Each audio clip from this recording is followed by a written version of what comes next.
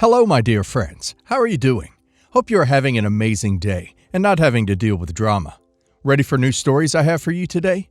Let's go to the first one. And don't forget to listen to the end of the story, guys, to hear my insights. Enjoy the stories, and don't forget to like and subscribe. And of course, don't forget to leave a comment. We were hosting a big family party at our home for the January birthdays. One cousin who wanted to attend since her birthday is this month and is recently paroled didn't think she'd get permission to cross state lines in time to attend. Not sure what the process is, but knowing her, it's more likely that she just didn't want to take proper steps rather than it actually being a timeline issue.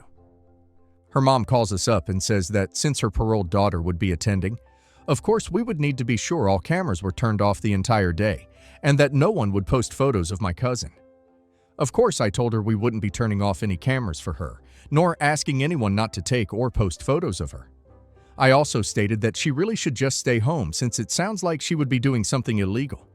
Well, cousin and her mom go behind my back and tell everyone that they couldn't post photos of cousin at the party and that we had agreed to this. I found out and informed everyone that she was flat out lying. Cousin proceeds to show up at the party anyway and sits outside waiting for the confirmation that we had turned off all cameras that day. I never responded to the text, but they were constantly calling other family members in attendance. Someone told her that she was probably on cameras from the drive-in anyway. My aunt and my cousin eventually left and have been texting me nasty messages that I've been ignoring. I've been told they've also been posting vague passive insults on social media. It's amazing how someone expects everyone else to bend over backwards to accommodate their, probably, criminal activity. Edit to ADD. We have a doorbell camera plus several outdoor and a couple indoor security cameras. My aunt and cousin wanted me and my husband to turn off the doorbell and security cameras at our home. I don't post personal photos to any social media sites. I have family members who are in attendance that do post personal pics on social media several times a day. So she didn't get permission to be there and wanted to make sure there was zero proof of her breaking her parole requirements. She and her mom are class acts. She's going to go back inside due to her own stupidity. My mom always said, if you don't want people to know what you're doing, you probably shouldn't be doing it. Words I live by. The smear campaign is pretty short-sighted. Might need reminding them she's being awfully rudely provocative for someone who doesn't want to be reported to her parole officer. My husband, John, was married to Anna. Anna got pregnant and had a baby boy, Sam. She told John that Sam was his child. When Sam was 4 years old, Anna informed John that Sam was not his biological child. She also filed for divorce. I hadn't met John at this point, but I know some of the issues with the divorce. Apparently, Anna had a paternity test and was holding this over John's head, saying that she would take Sam away. John, of course, saw Sam as his son and wanted more time with Sam, so he accepted a very unfavorable position in the divorce. I can't explain everything that happened. John doesn't like to talk about it. But I believe he wasn't paying a lot or any child support because Anna intensely and passionately argued that John was not Sam's father. He was paying an enormous amount of alimony, though. Fast forward to when I met John, about 2 years later. We fell in love, got married, and had our son, Tom. John was getting weekends and holidays with Sam. I was happy to step into a parent role for Sam as well. Sam loved Tom as a brother. However, Anna hated this and started keeping Sam away from all of us. Eventually, she managed to take Sam fully out of John's life. Sam is now 19 and, according to Anna, wants to go to an extremely expensive private college. She wants John to pay for all of it and step into his son's life again. I told John in no uncertain terms that he cannot do this. This will drain our children's college funds and disadvantage them. He was upset and said, "What, you want me to be a deadbeat dad?" When I told my friend about it, she said also that it wouldn't be fair to Sam for John to favor our kids over Sam. Am I the a-hole? Edit. Just to clarify, we have Tom and our 2 daughters born after Tom. It will be a bit of a stretch to pay for college for all of them. Not the a-hole, but I would recommend you and your husband meet with his son and talk about it. He can possibly give him some money, or they can talk about going to a less expensive school. But since it's a large financial decision, you both should have to agree on what you're willing to commit. I would hope since Sam is an adult, he can talk to John himself. I wouldn't give a cent to that ex-wife, or on her word. Not the a-hole, except for Anna, who is a huge a-hole. This is a really crappy situation. I see his point in not wanting to leave Sam out in the cold, but I also see your point in not wanting Tom's, and maybe other future children as well, future be jeopardized by Sam's expensive college. Not the a-hole. It sounds like Anna didn't want John to be Sam's father, but now she wants him to be his ATM. I, female 30, have been with my boyfriend, male 33, for 2 years. He always expects me to attend events with him as his partner, which is fine, but he always insists on me wearing high heels. I cannot tell how much these things are tiring. Heels make my legs and feet hurt so bad, and I tend to avoid wearing them, but an event pops up and I gotta do just wear them. My boyfriend said that we were going to attend an event and told me to wear heels, but promised that I will be sitting most of the time. The opposite happened, and I had to stand most of the time. Not just that, but I noticed he lied about guests wearing high heels because most of the women guests wear flat shoes. He admitted wanting me to be the tallest woman in the party. My legs and feet were hurting. They were swelling up, and I could barely walk. Once we left the event and got inside his car, I took the heels off immediately and relieved myself. He looked at me stunned and asked what I was doing. I said, "What do you mean?" And he unloaded on me about disrespecting him by taking my heels off inside his car. I said it was okay, really, because my feet hurt and I couldn't take another minute of the pain. He started berating me, saying I could have waited till we got home, but instead, I chose to disrespect him in his car and act like that. I got fed up and told him off. I called him ridiculous. He got more pissed and demanded I put my heels back on and get out of the car. I grabbed my heels and stepped out barefoot and shut the door. He was shocked, asking if I thought standing in the street barefoot was a good idea. I didn't respond. He got upset and demanded I stop fooling around and put my heels on so I could get back in the car, but I ordered an Uber instead.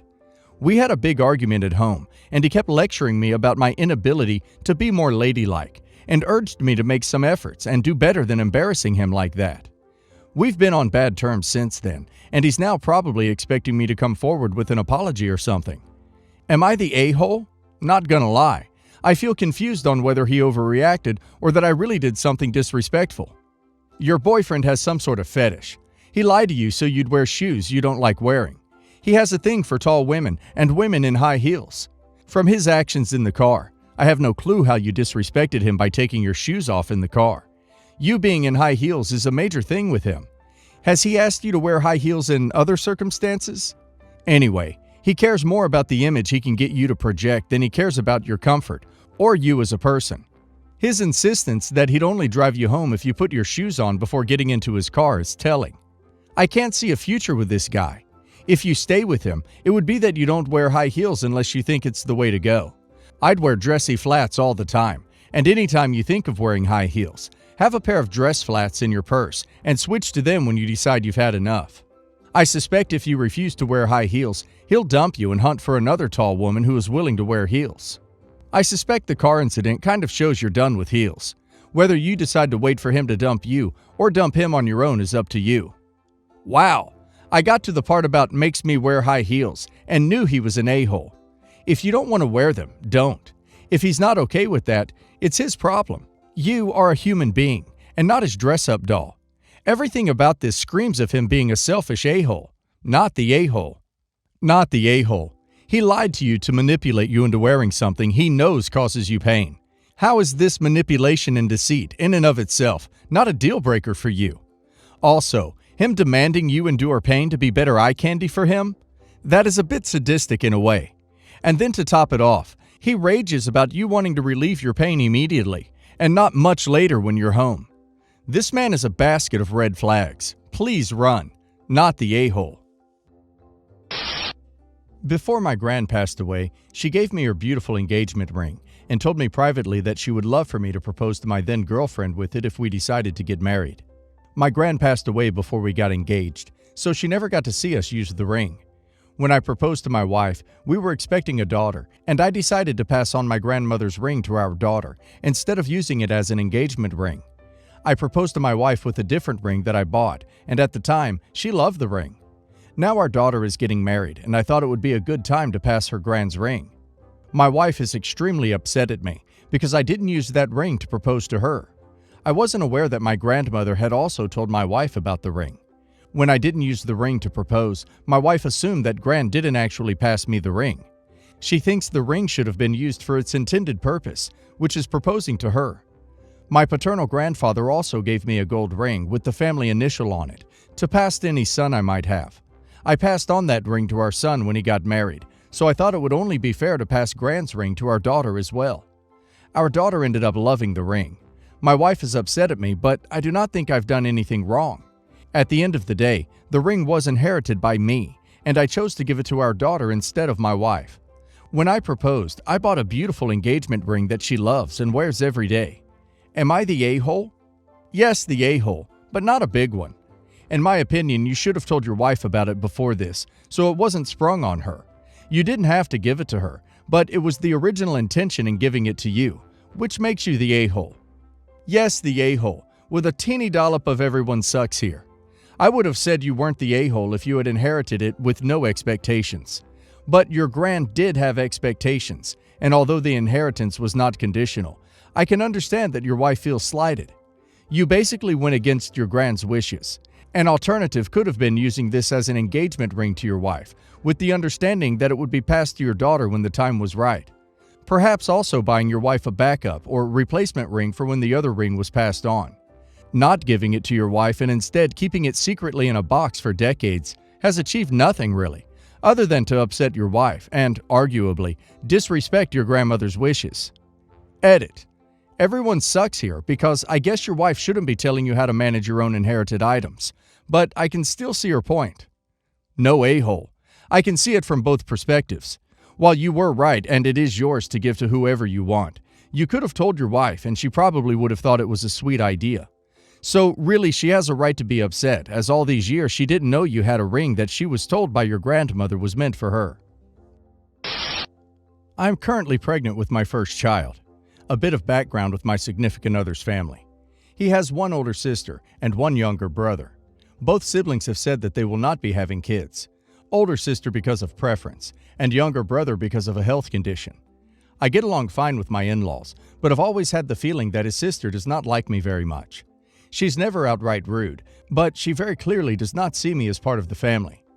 Yesterday, significant other and I were out for a drive when his phone pinged a few times. He asked me to check it since he was driving, and it was his sister telling him he should absolutely get a paternity test for our baby, and that it would be a huge mistake not to. To say that I was shocked would be an understatement.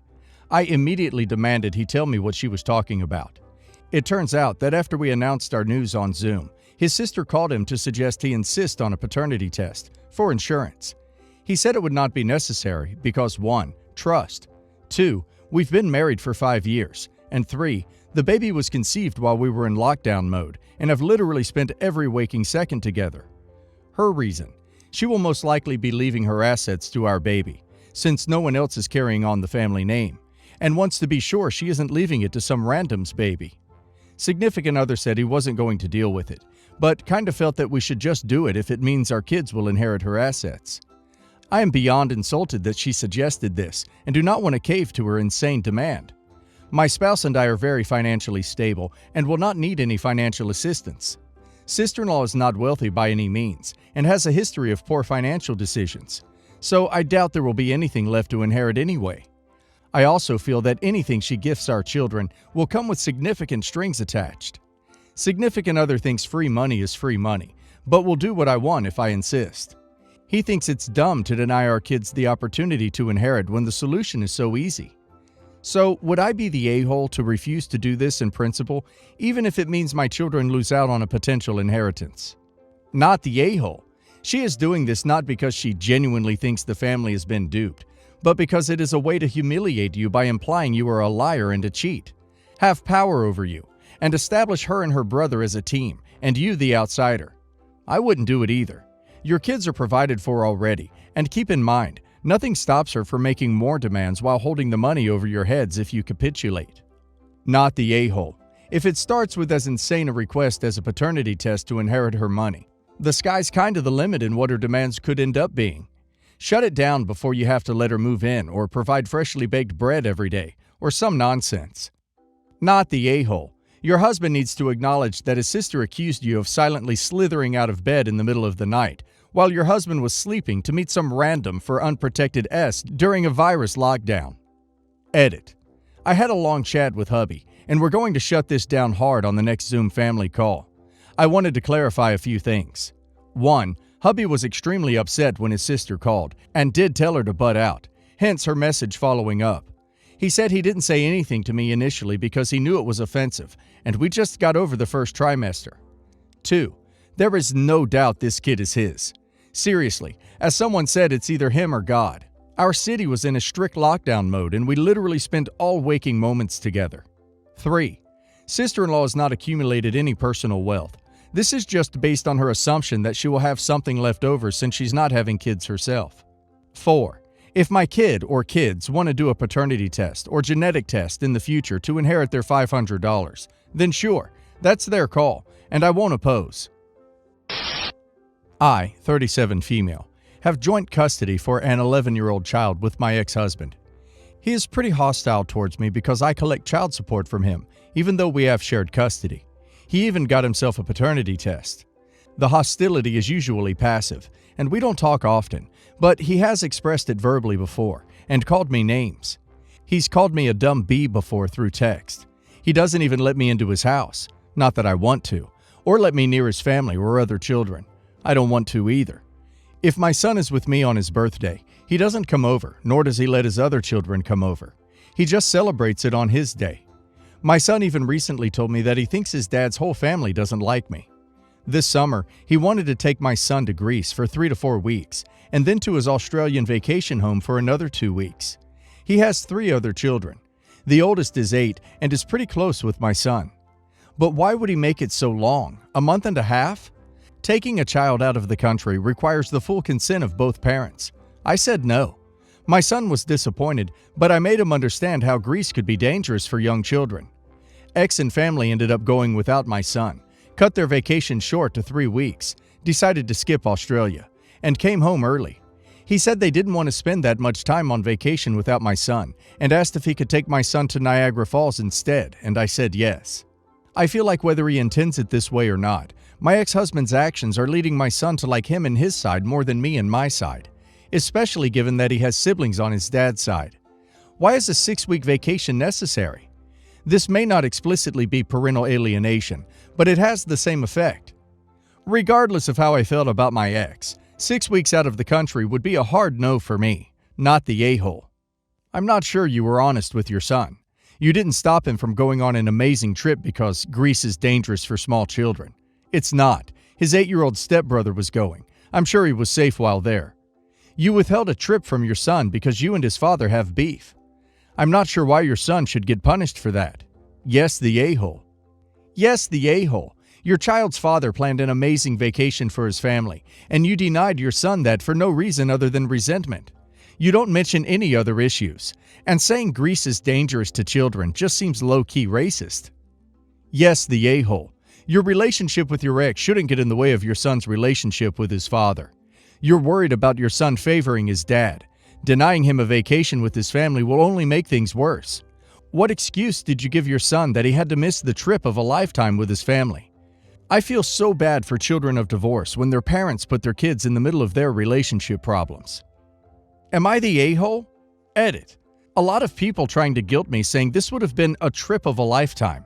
I've let him go on plenty of vacations with his dad's family before, and he's gone to both Greece and Australia, and other places, many times. His dad's grandparents immigrated here from Greece, and he has tons of family in Australia, so it's definitely not a once-in-a-lifetime trip.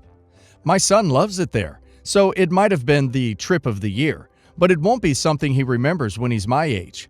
Many people bringing up Greece not being dangerous, when the last time they were there with my son, my ex's uncle got pickpocketed. Eastern Europe as a whole is filled with mafia crime.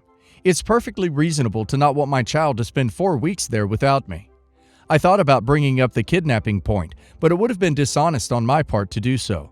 He has too many ties to the United States. He's an LLC owner and has real estate here. It seems unlikely that he would chuck all his livelihood and income streams out of the window and risk going to prison for decades, losing all of his children and spending the rest of his life in hiding for a child he already has 50% custody of.